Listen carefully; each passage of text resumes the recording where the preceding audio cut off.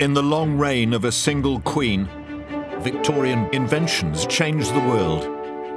Queen Victoria came to the throne in 1837. By the time she died in 1901, the modern world had been formed. It was a time of outstanding engineering, remarkable innovation, all of it driven by ambitious pioneers. It shaped the world we live in today. Efficient and fast new transport systems allowed people to move freely for the first time. You get a real sense in here of Victorian engineering. Oh yeah, don't you? it's wonderful. Giant feats of ingenuity saved lives. The Victorians had ambition, they thought big, and they got on with it. Amazing inventions revolutionized our domestic lives. What I'm holding in my hand changed our homes forever. Automation transformed mass production. Factories could now produce goods at a rate never imagined before. The change is like a nuclear weapon going off. This is the story of how the Victorians built Britain. This time, I learn how the Victorians harnessed the power of gas and electricity for the home. This really was the invention that drove electricity into the home. How brand new domestic appliances became the must-have items of the day. You can't underestimate the effect of the gas cooker. For the Victorians, this was absolutely amazing. And how the Victorians laid the foundations for the world we live in today.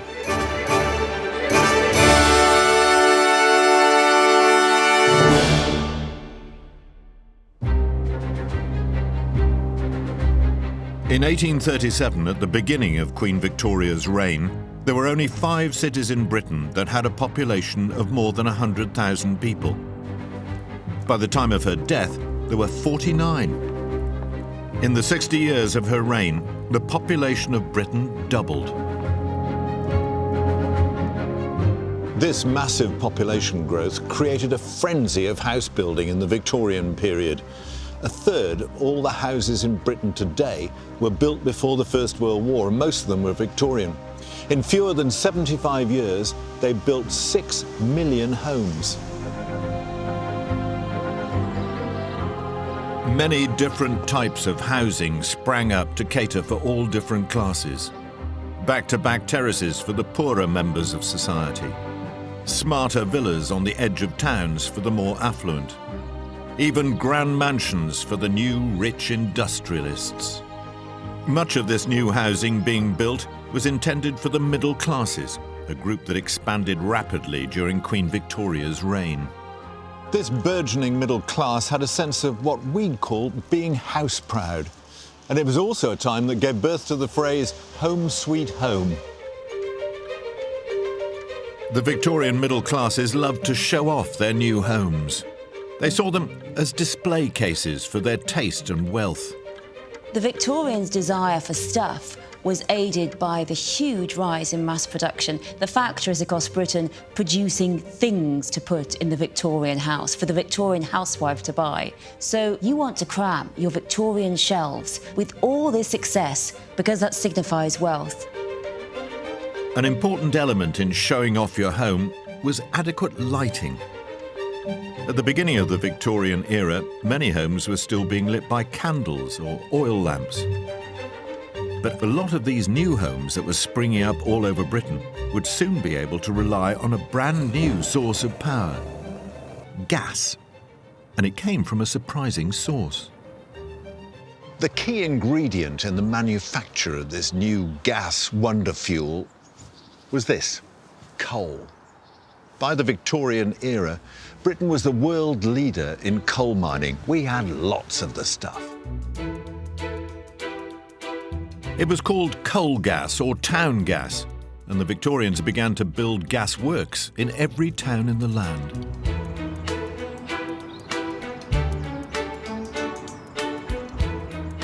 This is Fakenham Gasworks in Norfolk. First opened in the early years of the Victorian period, it supplied gas to the local people until it was closed down in 1965. It's the only surviving gasworks of its type in England from Victorian times. Alan, this whole industry was based on somebody discovering that you can make gas from coal. How did they do it? It's quite a simple process, actually. Underneath here is the furnace, which is heating up a series of ovens, which we call retorts. Into each of the retorts, coal is placed, the door is closed, and then the coal is heated to about 750 degrees centigrade, and the coal breaks down and produces gas and other products as well as coal. So the coal isn't actually burning? No, it is actually heated in the absence of air, therefore it can't burn. It is just breaking it down into constituent products that rise in the form of a thick brown gas up through the ascension pipes here and into the hydraulic main above. The first public gasworks opened shortly before Queen Victoria's birth, but by the 1860s there were over 1,000 across the UK, supplying every town and city. The gas they produced was stored in these large tanks. From these, the gas was distributed to the local town through a network of pipes. The main pipes were first laid under existing roads, allowing towns to install street lighting for the very first time. Remarkably, it's still possible to get a sense of that Victorian atmosphere today.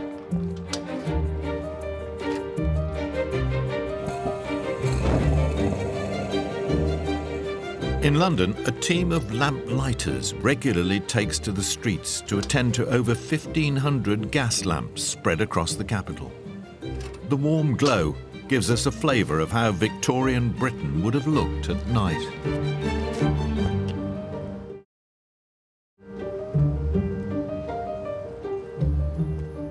In the first half of the 19th century, gas street lighting spread out beyond London to the rest of the country. And once gas pipes had been laid for street lighting, it was then possible for homes along the route to be linked to the supply.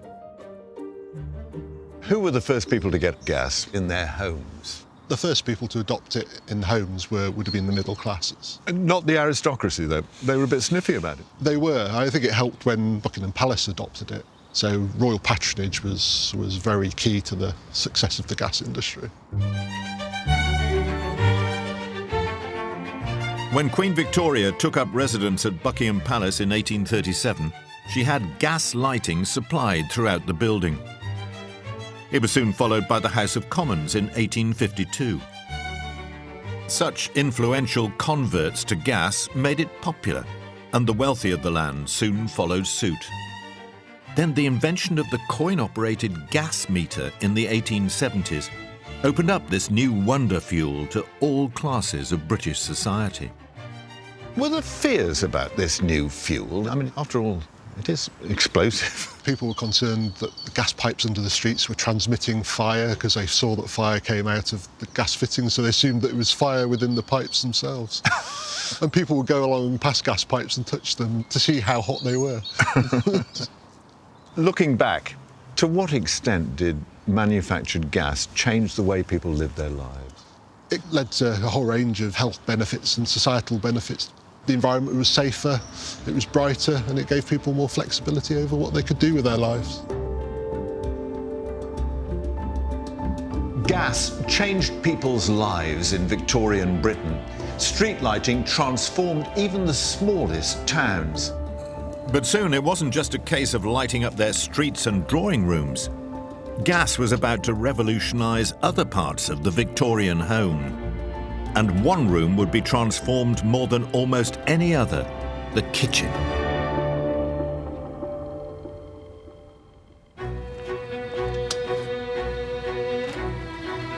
In Victorian Britain, the arrival of gas had a profound effect on the way many people lived their lives. First, it was used to provide street lighting, and then lighting in the home. But later in the Victorian period, the invention of a brand new gas appliance caused something of a revolution. It was the gas cooker. Up until the mid-Victorian period, Cooking was carried out mainly on open fires or ranges. You can't underestimate the effect of the gas cooker on British homes and kitchens and meals and diet, because what you now have with the gas cooker is you can control the supply. It is a straight supply of energy. It's not going to go off and on. And also you can control the temperature. You can make it high, medium, low. We take that for granted. But for the Victorians, this was absolutely amazing. One of the first gas cookers was installed at the Reform Club in 1842 for celebrity chef of the day Alexis Soyer. He carried out early demonstrations of the benefits of cooking with gas. The arrival of the new gas ovens and gas cookers played a part in the Victorians' revolution of the kitchen. Although initially only for the wealthy, one of the major events of the Victorian period brought them closer to the masses. The thing that really created a kitchen revolution was that absolutely pivotal Victorian event, the Great Exhibition, summer of 1851. The Great Exhibition was the very first international presentation of manufactured products. It was organised by Queen Victoria's husband, Prince Albert, and held in a purpose-built Crystal Palace in Hyde Park. For the millions who visited, it was an eye-opening experience. Assembled in one place for the first time was everything that Victorian technology could produce. And chief among this new technology were the newfangled gas cookers. After being displayed at the Great Exhibition, more and more people now installed them in their new Victorian homes. The Great Exhibition really brought technology into the Victorian home. On a modern gas oven, you can change the temperature. It made cooking much easier, much more experimental, and also it meant that you could make a more complex meal. And so we really do see the Sunday roast becoming much more popular in this period. It's something that the average middle-class family can manage. One house that demonstrates this Victorian kitchen revolution, probably more than any other, is the home of Victorian industrialist William Armstrong. He was one of the wealthiest men in Britain, and he was obsessed with kitchen gadgets.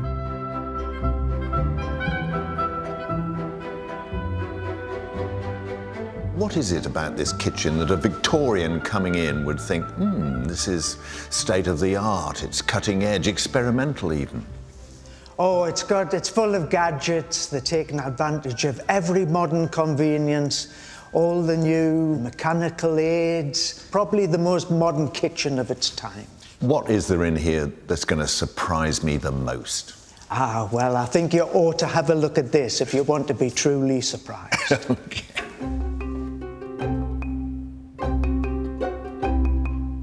What is it? It's one of the very first dishwashers. How does it work?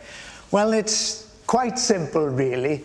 You've stacked all your plates into it, but then there's these bars that have jests of water under pressure. So you close the doors so you don't get a good soaking in the process.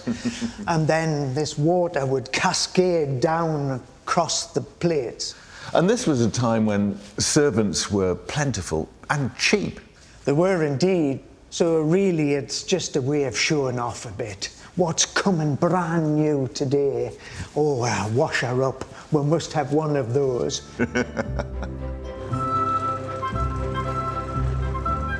But in the new Victorian kitchen, it wasn't just about the high-end, state-of-the-art equipment.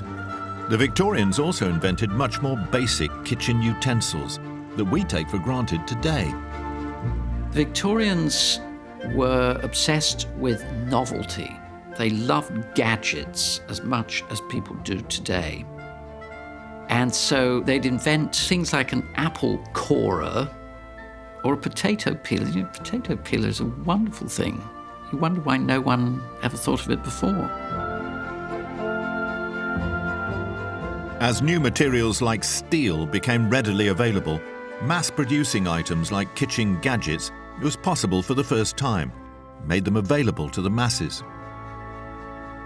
This whisk, I mean, surely people before the Victorians had whisks, didn't they? Yes, whisks have been around for a long time, but it's that manufacturing that they had in the Victorian age meant that it was easy to bend the wires, steel was being perfected. This could all be done on a machine, which meant they could mass produce them. Gosh, the Victorians were fond of garlic, weren't they? It's not a garlic press, is it? It's not, it's a potato masher, but it just shows, you know, that they were looking for finer dining. You know, this was a house that was built to impress. You had guests coming, you wanted the fluffiest, smoothest mash that was possible, and all this lovely technology allowed you to do that.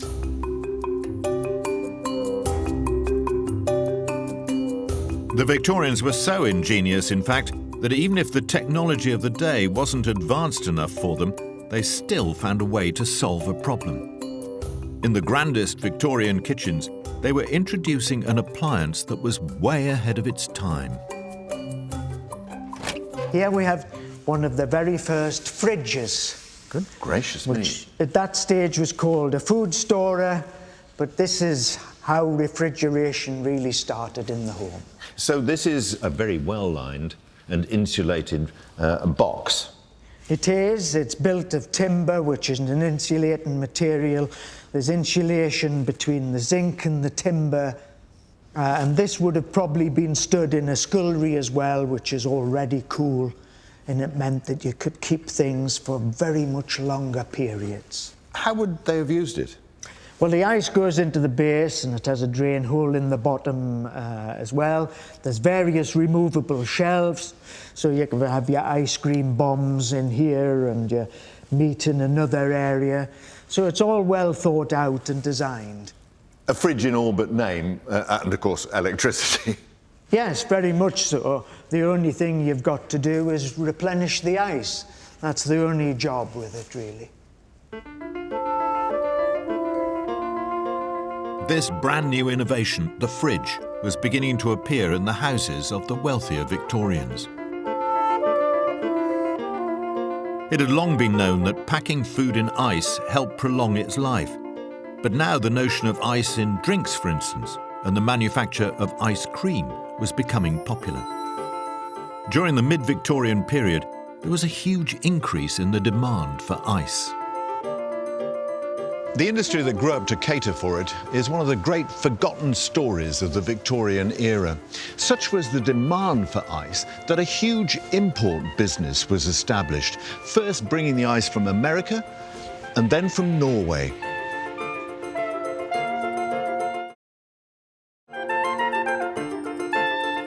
Although little is known about it now, here at the London Canal Museum in King's Cross, there's still evidence of this extraordinary industry. I'm meeting Ellen Leslie, an expert on the Victorian ice business. Much to my surprise, beneath the Canal Museum are two enormous cylindrical spaces. They're huge, aren't they? Ellen, what is this place? This is a commercial ice well that was built in the late 1850s to store ice. How much ice would there have been in here? It's huge. It would take about 2,000 to 3,000 tonnes, tightly packed in. Why is it here at what is now the Canal Museum? This was because ice could be delivered from the docks, brought up the Regent's Canal, and then distributed from here. What did they want the ice for? On a commercial level, restaurants and fishmongers needed ice. But what about the private consumption of ice from here? Well, certainly only the very wealthy would have had an ice box or an ice chest. It took a while for it to be something that the masses would enjoy, but it affected their eating because it enabled food to be kept fresh for longer. It changed maybe the kind of desserts they had because they were able to make ice cream and sorbets from the ice. So what people were eating in the 1840s to what they were eating in the 1890s was quite a big change. It may have only been the very rich that could now store their food in a prototype fridge, but the new mass-produced ice cream was something that was available to everyone. It was sold in small glass bowls called penny licks. But because they were often just wiped clean before being used for the next customer, they were banned in the early 20th century, just as wafer cones came in. When did this industry peak? Probably about the 1870s, 1880s. It was short-lived because by the end of the 19th century, they were starting to manufacture ice artificially. So this extraordinary ice trade that I must say I'd never heard of, almost exactly coinciding with the reign of Queen Victoria herself. Absolutely, yes. Victorian life in the home was now becoming more sophisticated at every level. New inventions were transforming the way the Victorians lived across the classes. And for many, it meant the creation of a whole new world of leisure time.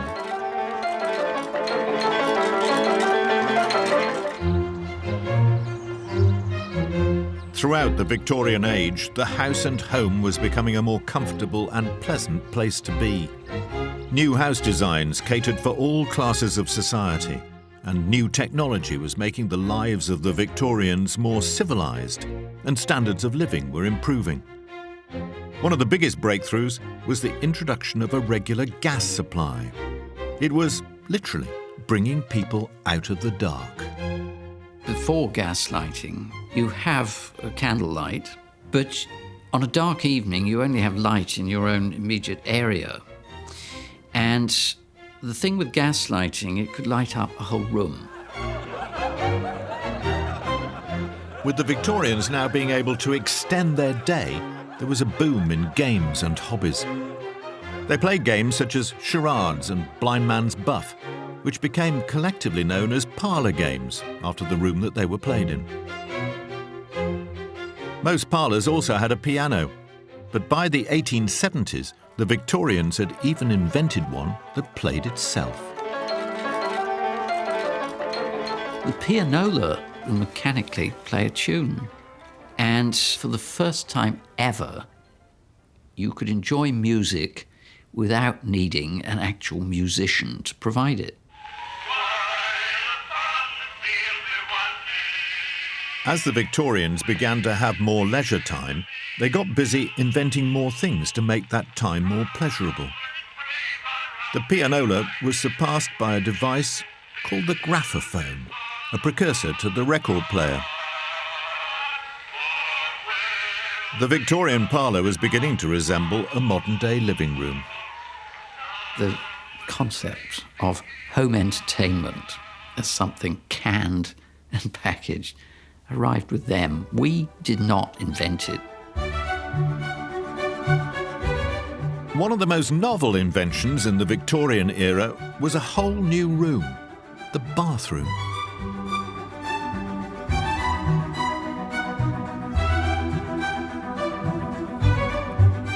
It's impossible to imagine a house without one.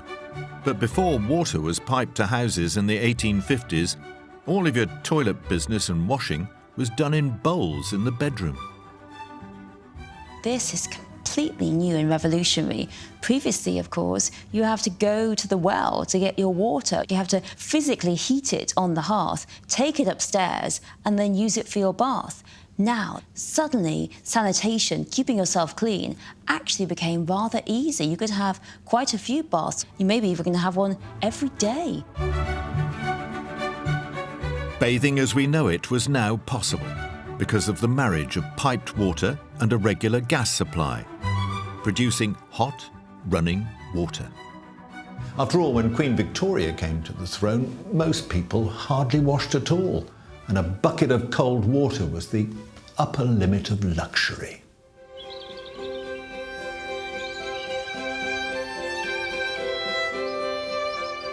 But some Victorians went one step further. At Cragside, the lavish Victorian home of millionaire industrialist William Armstrong. The bathroom he created is, well, more than just a bathroom. Gosh, it's like a present-day hotel spa. It is, This is where you relax and a brandy and cigars. Your every need fulfilled, yeah. And Cragside even boasts something that we take for granted every day, but that was brand new for the rich Victorians. Gosh, It's huge, isn't it? We'd call it a shower. What did they call it?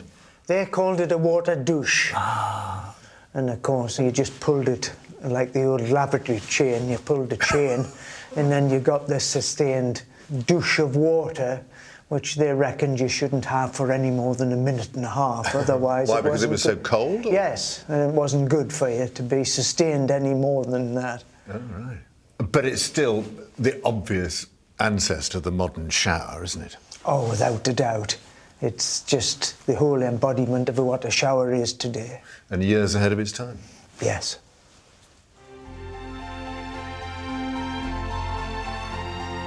The new shower in Cragside was cutting-edge technology for the time. But from the 1880s, they would soon be on offer to Victorians of more modest means. Cragside's owner, William Armstrong, didn't just stop at the shower. He created a bathroom of the future. Wow. I mean, it's not Armstrong's bathroom, it's Armstrong's personal spa. It is. They called it the Turkish bath suite. What in total has he got here in this vast suite of rooms? Well, he has a hot room so you can sweat out all your impurities. And then you came into here and you then went into the plunge and immersed yourself in the water. You could have it to any temperature you liked. Or you could take an ordinary bath. Then after that, you then went out for a vigorous walk onto the moor just to finish it all off.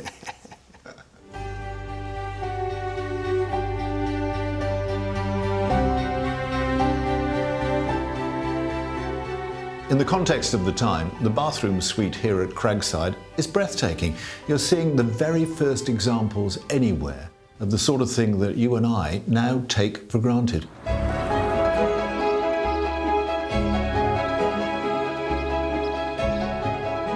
Heating the home had always been a laborious and painstaking task that mostly didn't work that well.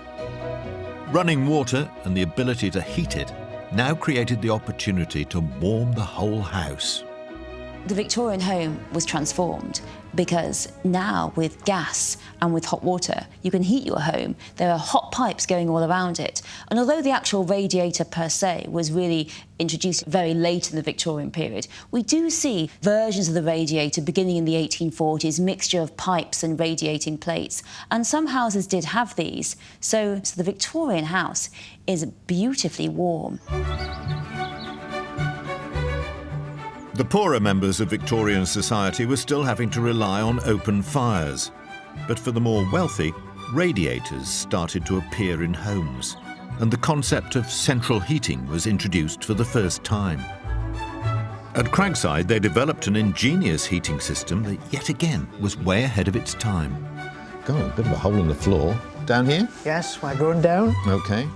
And in order to see it for myself, Andrew is taking me under the floorboards.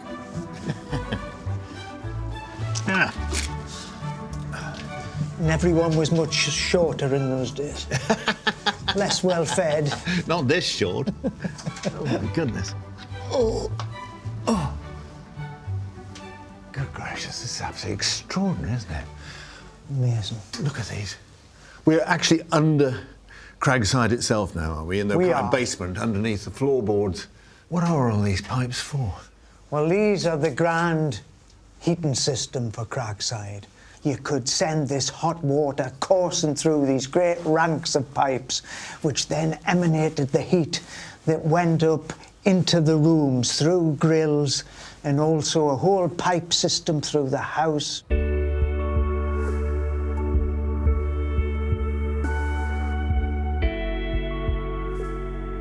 Throughout the lavish and highly decorated rooms are radiators hidden discreetly behind wooden panels.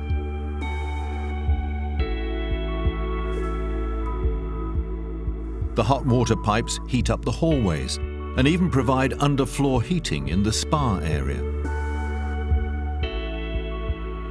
So you didn't see the engine room of the central heating at all when you were in that opulence. It was all underneath here. How much of a breakthrough was this in the history of the home? Oh, it was phenomenal, and nobody had attempted this before. on this scale. He was really at the cutting edge of modern living. He was the first. He was.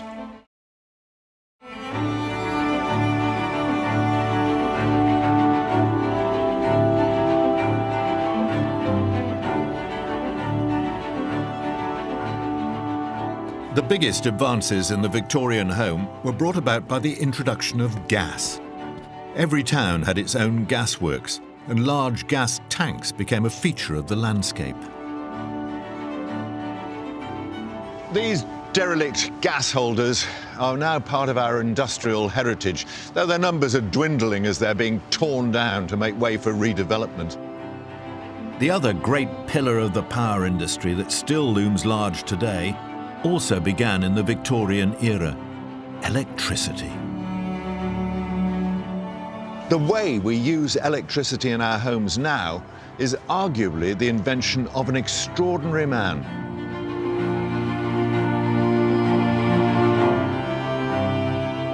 Joseph Swan, a visionary Victorian physicist and inventor.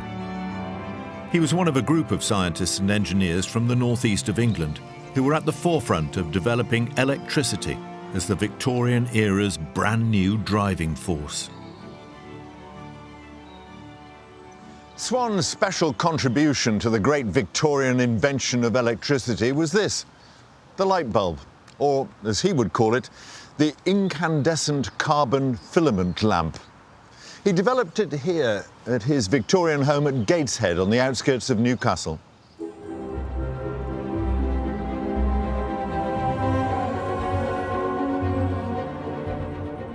In the heart of the city centre in Newcastle is the Literary and Philosophical Society.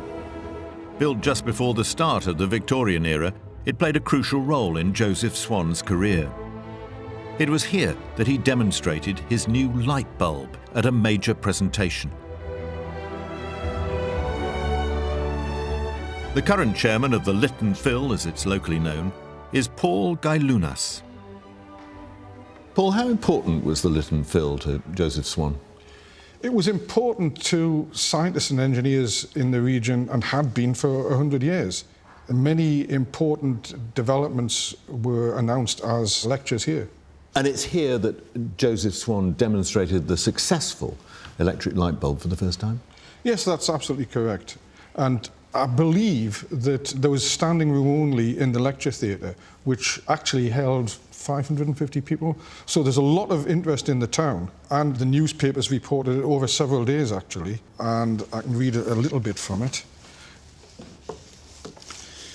The great invention of the day, Mr. Swan's lamp, with its mild and warm brilliancy, steadiness and controllability, was then shown to the delight and astonishment of all, and the room lit up with it. This lamp is superior to gas in every respect as a light. And it goes on and on. It goes on and on. So it made a really big impression right from the start. It certainly did, yeah. Joseph Swan's demonstration was astonishing. The news of his new lamp went worldwide. But there was a rival to his invention on the horizon. Scientist Thomas Edison was developing a similar invention in America, although it's now widely agreed that Swan just beat him to it. So Joseph Swan was the first. Why haven't I heard of him? Why have I only heard of Thomas Edison? Well, they were working on it at the same time, and Edison claimed to have solved the problem, but actually Swan was the first person to get the thing into production. Was there a row between them?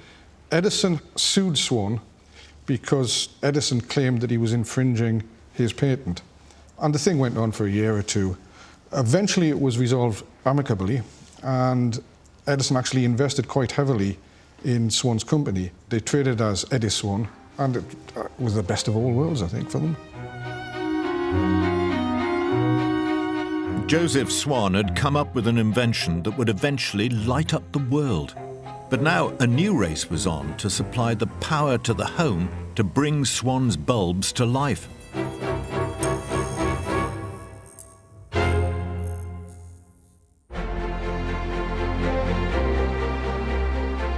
In the Victorian period, the new wonder fuel gas had transformed the way people lived. But as the Victorian age drew to a close, a new power source was about to transform the world. In Newcastle, Victorian engineers were experimenting with electricity for the first time, and a local inventor, Joseph Swan, had perfected the first usable light bulb. But how did he do it? What have we got here, John? This is a replica of the very first successful electric lamp that Joseph Swan built. This one here? It is indeed. How does it actually work?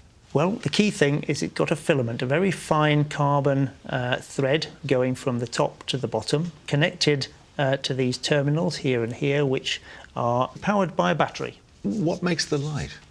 It's the heating of the electric filament, and it glows white hot. That's 2,500 degrees centigrade, roughly speaking.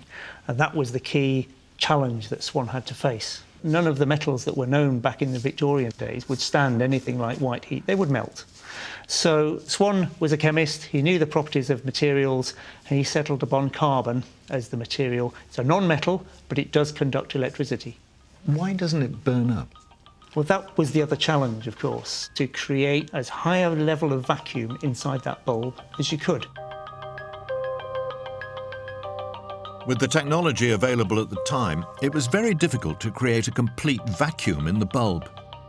But Swan discovered if you switched the light on as the air was being sucked out, it burnt off all the remaining oxygen.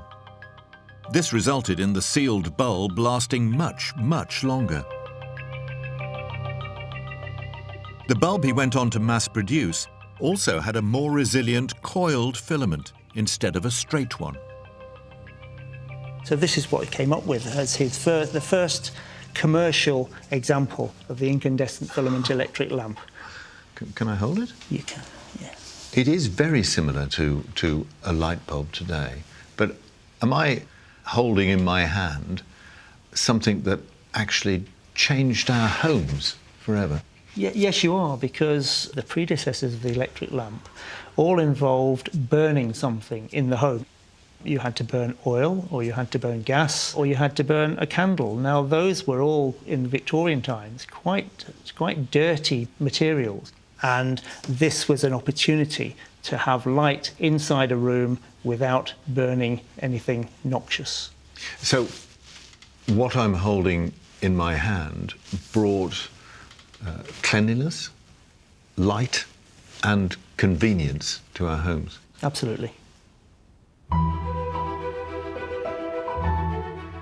Swan's light bulb harnessed the new power of electricity on a relatively small scale.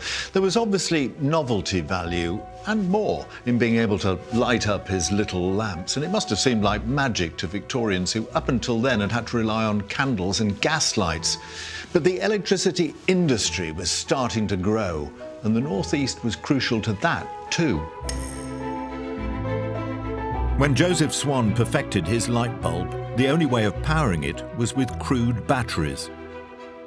But around the same time, a team of engineers, also from the North East, designed a generator so large it could provide electricity on a commercial scale for the first time.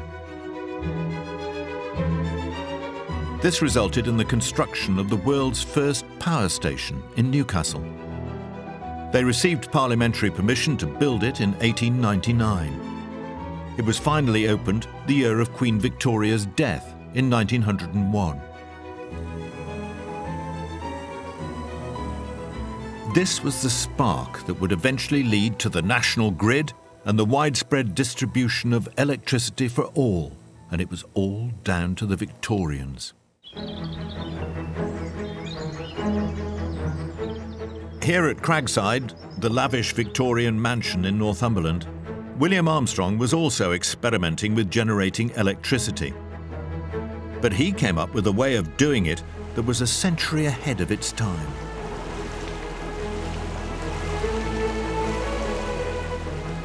He invented hydroelectricity, generating energy for his house using the power of water.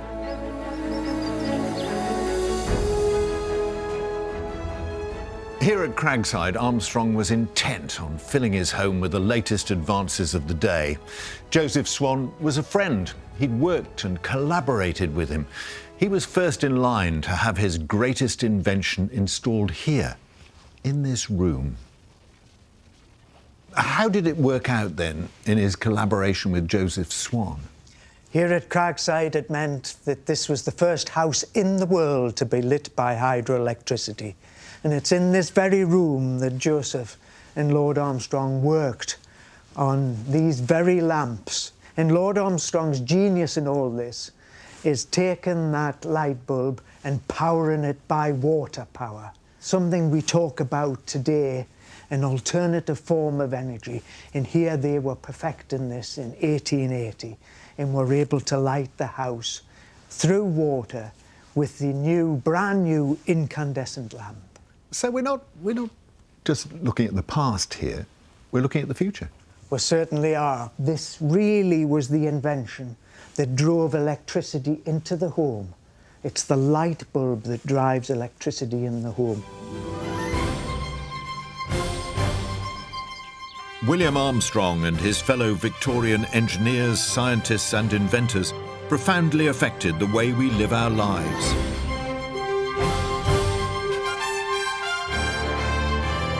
During the 64 years of Victoria's reign, the Victorian home changed beyond all recognition.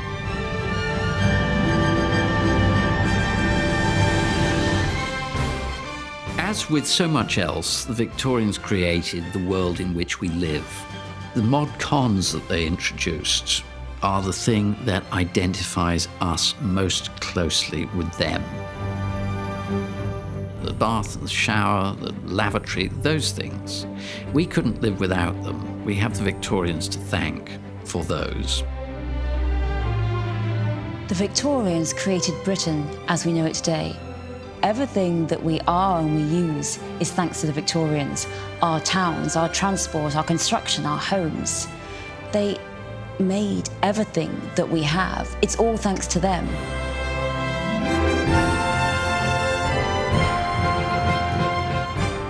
The home, probably more than anywhere else, is where the Victorians felt the impact of those massive advances. Cragside was the ultimate test bed for those changes. But the newfangled ideas and gadgets would eventually reach down to the rest of us. From the top down, the Victorians changed our lives forever. Next time, I learn how cotton changed the world. We were in a society where you could look as you wanted. Discover how the Victorians brought the sea to landlocked Manchester. There are those that think that the Manchester Ship Canal is the finest feat of engineering of the entire Victorian era. And kicked off the great rivalry between Manchester and Liverpool. Was all Manchester thumbing its nose at Liverpool? In short, yes.